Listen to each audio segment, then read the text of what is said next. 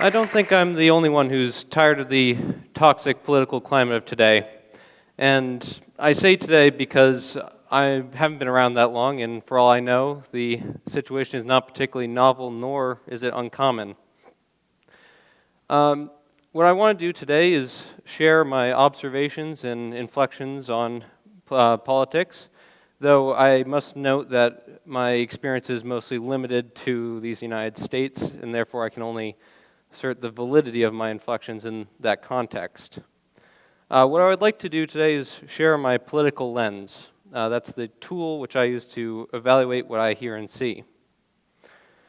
Now, American politics seem to be divided into two ideologies, and I know there are many others. However, those two are the particularly dominant ones. The first being that the government has the responsibility to provide for its citizens. That is in the form of medical assistance, unemployment protection, educational aid, and above that, there's a duty for them to protect the citizens with regulation, such as luxury taxes, gun control, building codes, and hate speech.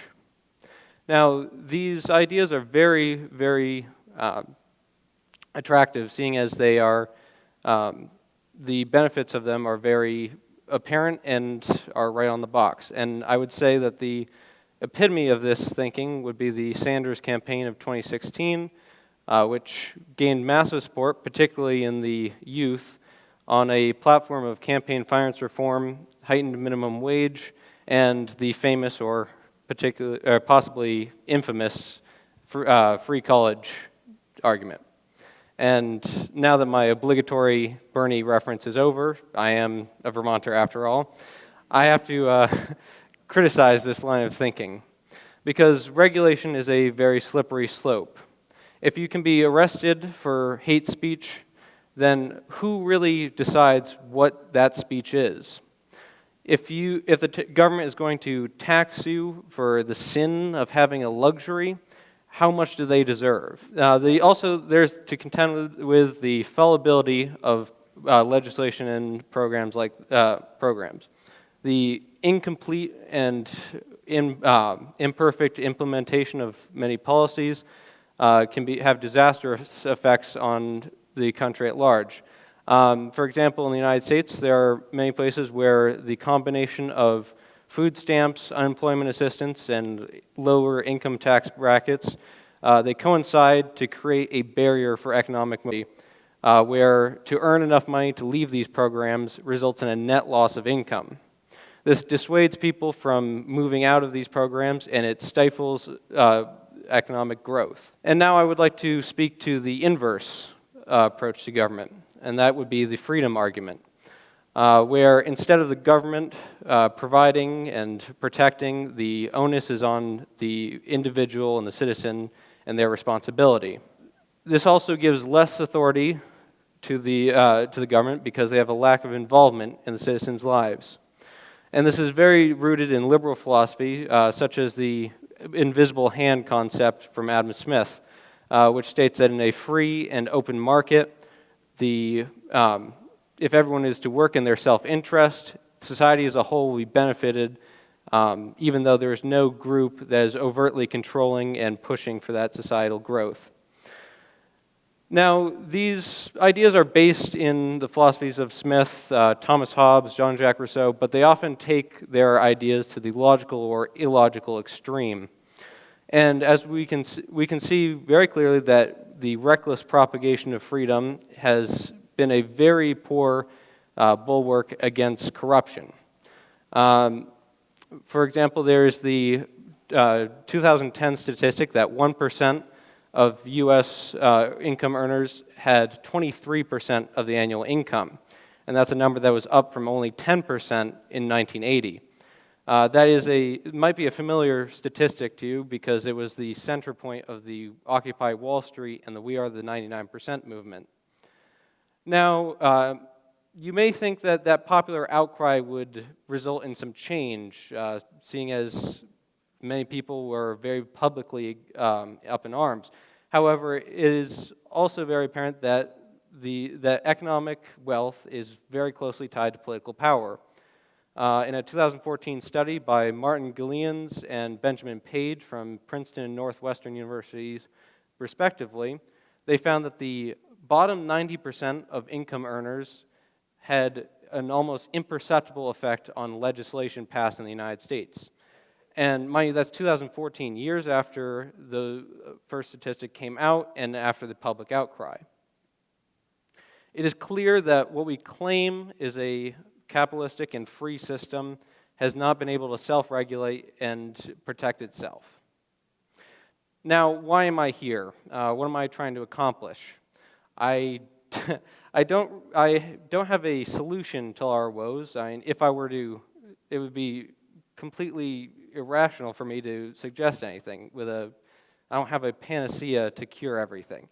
Even if I were more qualified in the subject, it would still be a preposterous idea. No, what I'm here is to share my way to look at politics, to promote political involvement and critical thinking.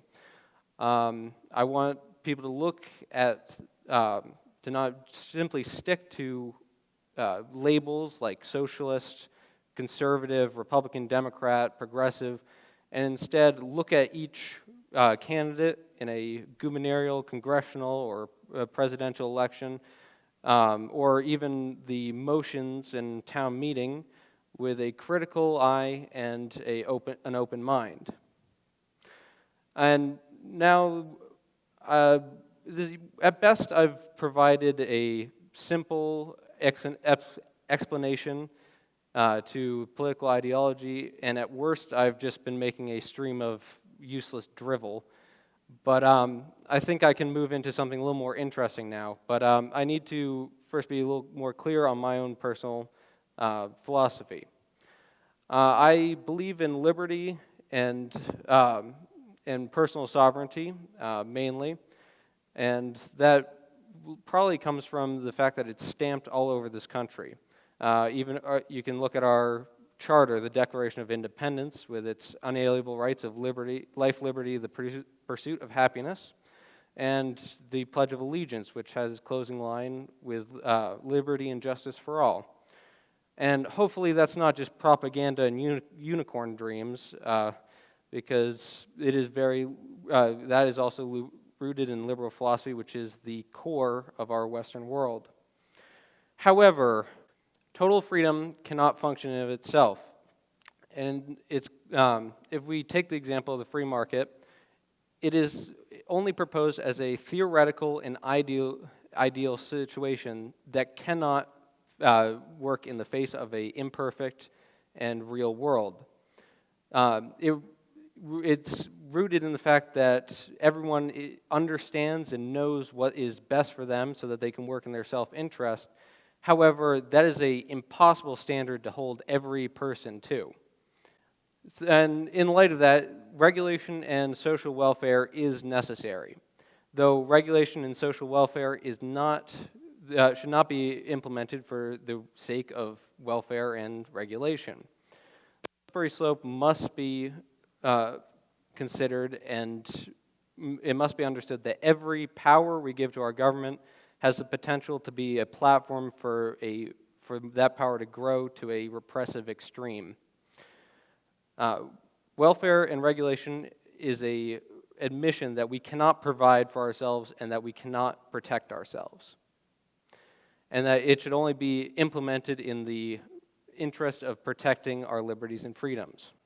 And even if you disagree with what I'm saying and think I'm just some kid who's gotten a little too uppity and preachy, I would at least ask you to be more open and politically active and questioning of the next election, riot, rally, march, or political scandal, and to keep an open mind. Thank you.